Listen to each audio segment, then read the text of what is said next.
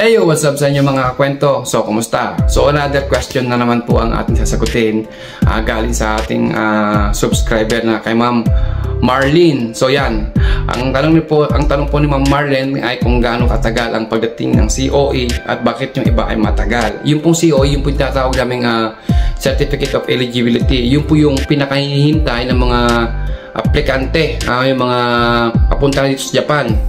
Yun po yung pinakahihintay namin. Yun po yung pinakasusi sa lahat ng aming pinaghirapan sa Pilipinas. Yan na po yung pinakasusi namin papunta dito sa Japan. Yan po yung pinakasusi ninyo. Once na hindi pa dumating ninyan, kahit natapos nyo na yung pagpirma ng kontrata, at natapos na kayong magpa-final medical, natapos na lahat ng gawain nyo, lahat ng kailangan na gawin dyan sa Pilipinas, once na hindi pa po dumarating yung COE ninyo, ay hindi pa po kayo makakapunta dito sa Japan. Kahit arawin nyo pang i-chat o i-message yung mga staff ng agency ninyo, wala akong magagawa yung mga kwento, ha. Kaya wag ko kayong maiinip. Ngayon, kahit sabihin nyo na kontakin nyo na yung company nyo, wag kayo naman mismo kumontak dito sa company sa Japan, bakit ang tagal-tagal ng COE hindi pa kayo pinapalis, wala ko kayong magagawa. Ang magagawa nyo lang ay mag-antay at magbigay ng mahabang pasensya sa pagdating ng COE ninyo. So ngayon, kung bakit matagal at gaano katagal ang pagdating ng COE. So iisa lang po ang pwede kong isagot dyan, ha. Kung gaano katagal, bakit matagal, iisa lang po ang pwede kong sagutin. Iisa lang po ang pwede kong sabihin na sagot dyan. Way back nung ako'y nag-aaral, hindi ko parehas ang pagdating ng COE, hindi ko parehas yung tagal ng pagdating ng COE. Yung ako po'y nag-aaral, way back nung ako'y nag-aaral ng Japanese class, ay wala pa, yung isang kasamahan namin, ay wala pa pong isang linggo kami nag-aaral. Nasa lesson 4 pa lang ata kami noon. Nasa lesson 4 pa lang po kami ng Japanese class noon, ay tinawagan ng isang classmate namin na mag-prepare na kasi dumating na yung COE niya. So yun naman po yung kahit hindi pa kayo natatapos ng Japanese school o Japanese class ng inyong kailangan tapusin, kahit na kayo po ay lesson 1 or 2 or 3, pag once na dumating yung COE ninyo at wala pang, di ba, halimbawa na-select kayo nung nakarang linggo, tapos nag-i-start kayo ngayong linggo na mag-aral ng Japanese language, at biglang dumating yung COE ninyo, it means, ibig sabihin lang po na kailangan na ng tao ng company ninyo, na kahit na kayo pa hindi nag-aral kahit na kayo po ay nakapag-aral ng lesson 1 o lesson 2 o lesson 3 dyan sa Pilipinas ng Japanese class, Japanese language, ay once na dumating sa COE ninyo, papalipad din na ako kayo papunta dito sa Japan. Kasi dito po, pagdating nyo po dito sa Japan, ay mag-aaral pa rin po kayo ng 1 month yung class dito sa Japanese school dito sa Japan. Ngayon, nakadepende po talaga ang gaano katagal ang pagdating ng COE ninyo sa mga employer ninyo. Kagaya ng huling sinabi ko, wala pa kaming 1 week noon, dumating na yung COE niya. So ura-ura talagang pinaghanda siya ng company, ng agency, pinag-medical agad, final medical, and then wala pang 3 weeks nag-aantay yung isang kasama simula nung na-select siya, wala pang 3 weeks ay pumunta na siya dito sa Japan. So ganun po kabilis yung nangyari sa kanya noon. Ngayon, yung ibang kasamahan naman po namin, lalo yung farmers, no? So kami po, inabot po kami ng 6 months, and then pang ikapitong buwan namin noon, siya yung pag-flight namin dito sa Japan.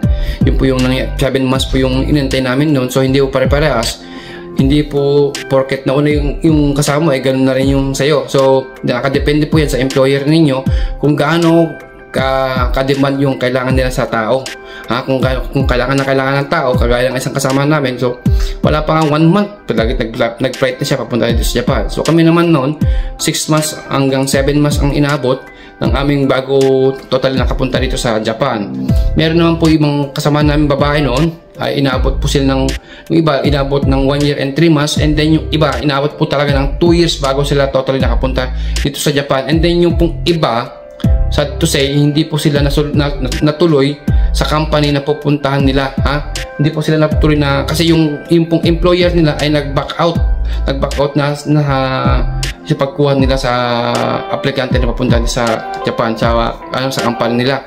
So hindi lahat ng nag-apply dito sa Japan ay pagka natapos na yung pinirmahan yung kontrata, nag-final medical na kayo, ay sure na yung pagpunta nyo dito sa Japan, as long na hindi pa dumarating yung inyong mga COE. Ngayon po yung pwede ko isagot dyan. Yung nakadepende yung tagal ng inyong pagdating ng COE sa company ninyo. Kung kailangan na nila ng tao, So, wala pang 1 month, ibibigay na yung COE, papadala na sa agency yung COE ninyo kahit na wala pa kayong 1 month, kahit na hindi pa natatapos yung class ninyo.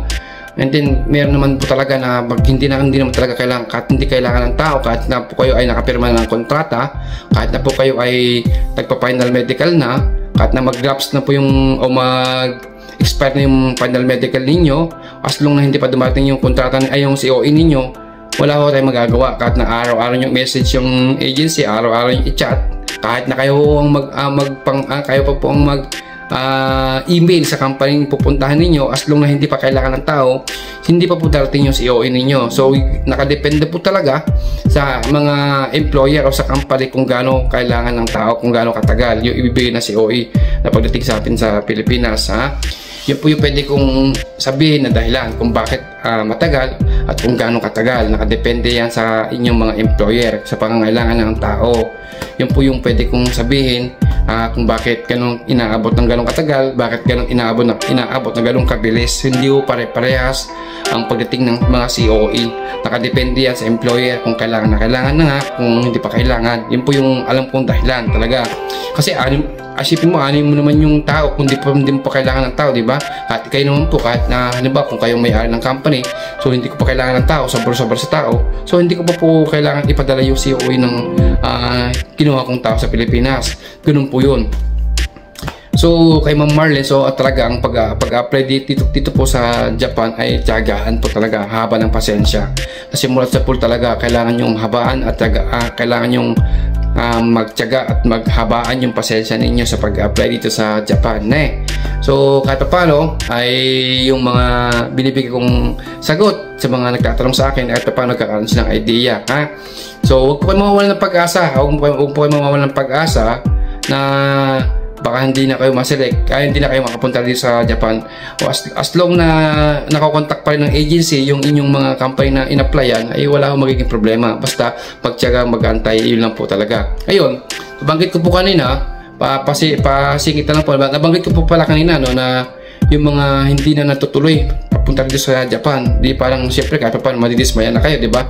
So meron pa pong ginagawang mga way o paraan ang mga agency dyan, kagaya ng isang kasamahan namin na hindi naman po siya na-select ng aming employer, pero siya po ay nanggaling sa ibang employer na na-select ng ibang employer na hindi na po i-diretso yung kanyang kontrata, hindi na po siya kinuha ng employer na yun, kasi yung pong pupuntahan niya sa kanyang employer, kanyang pupuntang company ay parang humina, nag-recession, nagbawas sa mga tao, so abutan siya ng ganong bagay, ganong sitwasyon, so parang hindi na siya itinuloy na kukuhanin. So paano sayang lahat ng ginastos, di ba? Ngayon ang ginagawa po ng mga agency diyan, kasi kagaya ng nga sabi ko, inire-recommend siya o parang siya suggest siya na napili nitong tao na to, napili ng Japanese employer. So para bang i-recommend ka ng agency na yan na baka try mong tignan, try mong i-consider, try mong, di ba, parang gano'n ang nangyayari, kasi gano'n ang nangyayari sa isang kasamahan namin.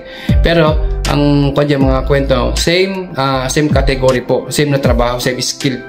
Hindi po pwede yung welder yun and then pupunta sa amin pintor, hindi po pwede yun. As long na yung category nila ay magkaparehas, pwede po nilang i-recommend kayo, pwede po nilang i-suggest kayo na kung maaari itong ay may upcoming interview, pwedeng sabihin na kayo ang yung iuna, at pwedeng sabihin ng mga agency na kayo yung na-select na hindi natuloy yung kontrata pag alis sa Pilipinas pupunta dito sa Japan.